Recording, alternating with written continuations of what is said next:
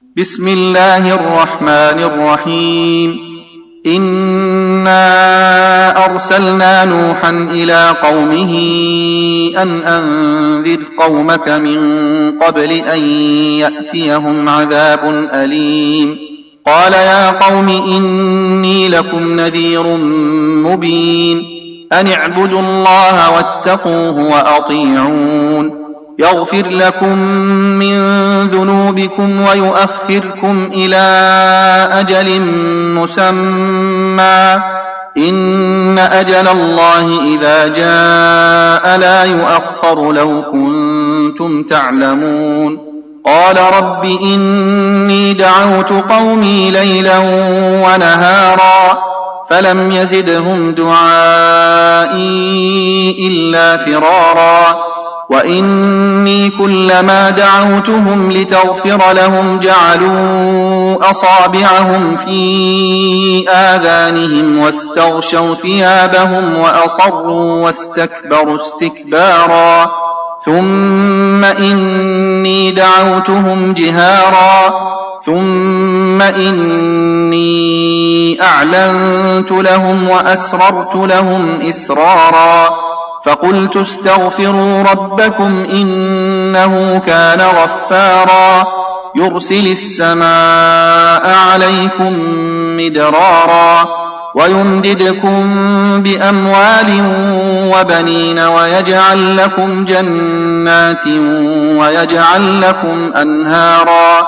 ما لكم لا ترجون لله وقارا وقد خلقكم أطوارا. ألم تروا كيف خلق الله 7 سماوات طباقا وجعل القمر فيهن نورا وجعل الشمس سراجا والله أنبتكم من الأرض نباتا ثم يعيدكم فيها ويخرجكم إخراجا والله جعل لكم الأرض بساطا لتسلكوا منها سبلا فجاجا.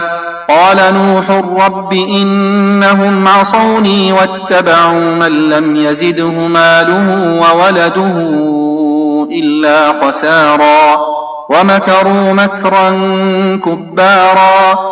وقالوا لا تذرن آلهتكم ولا تذرن ودا ولا سواعا ولا يغوث ويعوق ونسرا وقد أضلوا كثيرا ولا تزد الظالمين إلا ضلالا.